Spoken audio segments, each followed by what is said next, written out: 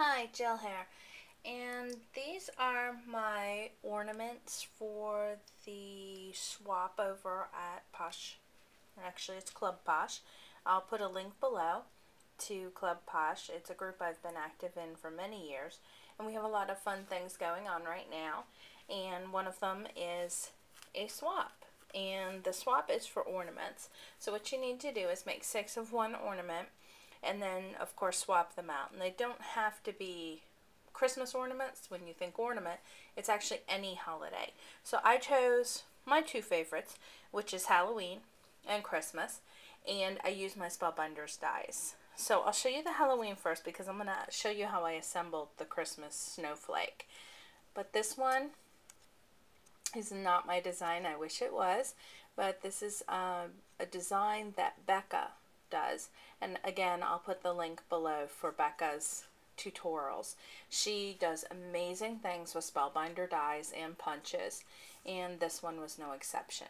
She actually did this really pretty elegant snowflake out of it, and I was almost going to do that, but then I thought 2 snowflakes was kind of silly. So mine I turned kind of Halloween, and it's kind of busy. It's hard to see a lot of the little details, but this is the fleur-de-lis die right here. And this is the inside of the fleur-de-lis die. I used some pattern scrapbook paper. And again, she gives you directions on how to do it.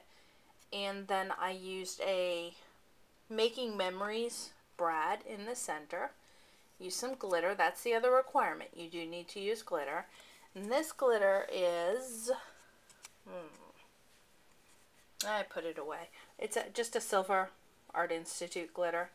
Then the hanger is just a nice black ribbon, and it's on a spool, you know, like ribbon spool, and you cover the spool with some decorative paper and then cover the back with a circle. And this is from the Rockstar stack, and this is just a paper I actually got. They had like this stupid sale on them at Michael's. It was like 7 sheets for $1 or something. This one is the snowflakes, and these were out last year. And here's the glittery side, and here's the non-glittery side. These are double-sided. And I want to point out that even if you don't have these Nestabilities dies, which I'm going to give you the pointers with, but even if you don't have them, remember, you can use punches, you can use your slice or your Cricut, cut them out, whatever shapes you come up with will work for this. So I want to give you a few pointers and tips on these Spellbinder dies, because the one I used for the snowflake as well as for this ornament, very detailed dies. They're kind of difficult to work with if you don't know those little tricks. First thing is, I use wax paper with them.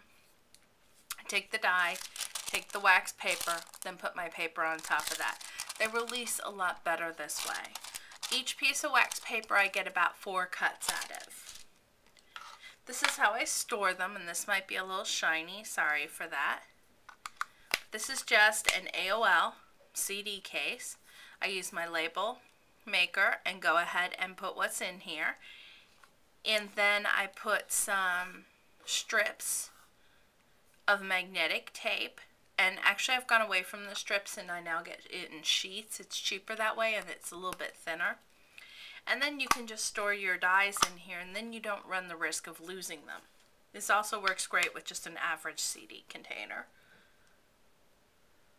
Okay, so that is pretty much the main tips. The other thing I do when I work with these dies is I get out my bag of scraps. Now each color of scraps I have them in a,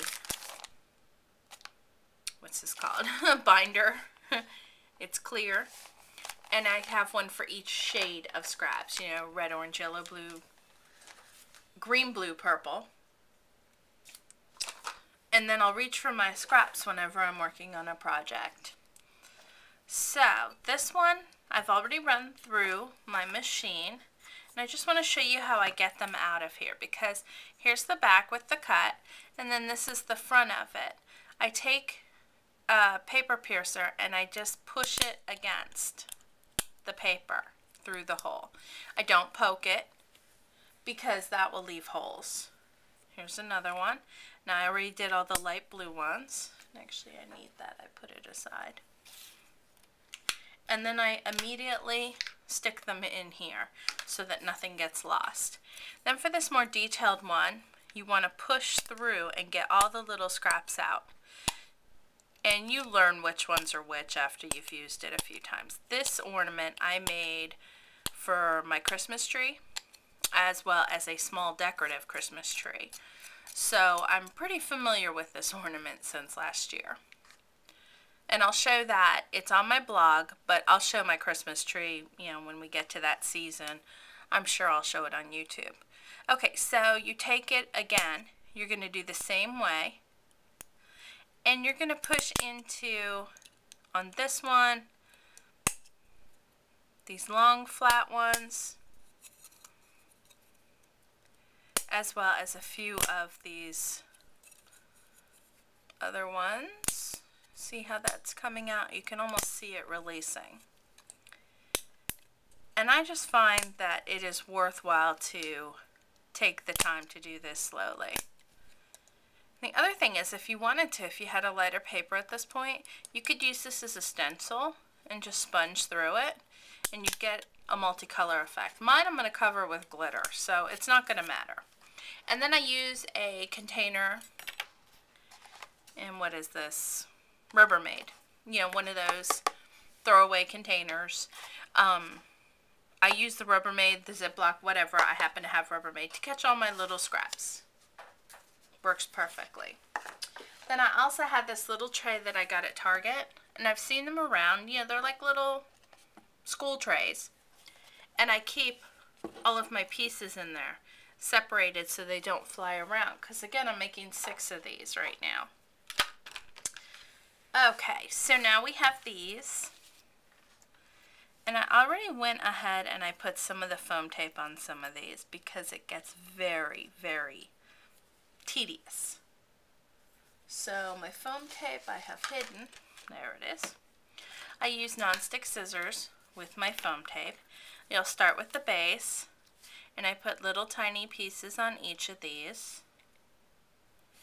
And on this first one, I just line the star up with the star that's in the center here. You see that little tiny star there? And I even keep those little stars. Then we go to the next size one. When I'm working with foam tape in a project like this, I take the piece off of both sides of the foam tape. Okay, so this one's lined up. Here's the next one. And you know, with Spellbinder dies, they cut and emboss. On this one, I did not bother to emboss them. Again, I'm going to be putting glitter over this, so it doesn't matter. So you can see I don't use a lot of foam tape. It's not necessary. And believe me, my cats, they found these to be the most fascinating part of Christmas last year. So we had these snowflakes all over the house. They just bat them around, and the foam tape actually held up. I was shocked. And I got this nice big roll of foam tape, and I've used a bit of it for $1.50 at Big Lots in the home goods section, as opposed to, like, you know, where you'd find screwdrivers and hammers, as opposed to the scrapbooking section, but it's marked scrapbooking, but they put it back there. Okay, so on the back, you're going to want a hanger, and I just used some of the cheap ribbon that, you know, you usually get on sale at Michael's, 3 for $1, and a little piece of foam tape, not foam tape, Terrifically Tacky tape is this one. So put that down.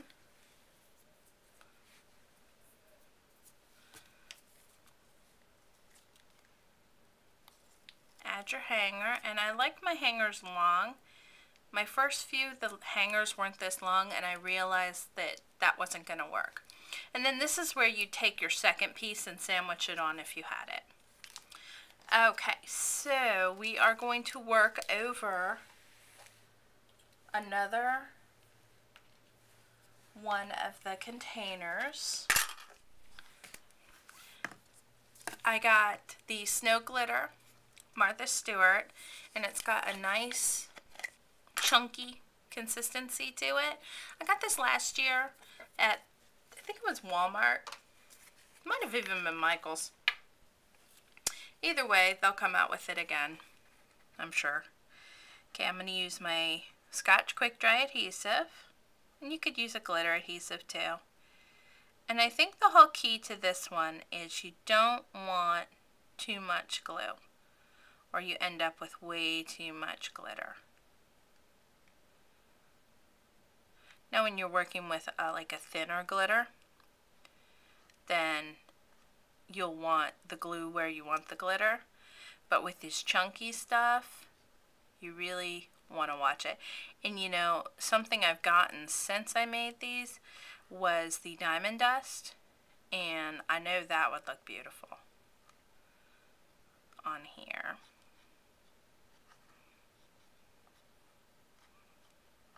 So, almost done. Okay. And with your Scotch Quick Dry, always be sure to put the top on, and I store it upside down when I'm at the end of a bottle like this. I know you can't tell, but that's close to the end of my bottle. Then I'm very generous with this because we're going to put it all back in. So at this point it's white, and we all know that's going to dry clear. Look at it, see if there's any sections that it didn't quite take, and then I'll just set it aside. Then I'll take this container, put it all back into here. And once again, here's what you end up with. So I thought it looked really cool because it looks like snow. So, and then again, here is the other one. So that's my swaps over at Club Posh, and be sure to check it out. Go over there, come join us, because these swaps were a lot of fun, and the more players the merrier. So have a great day. Thanks for stopping by.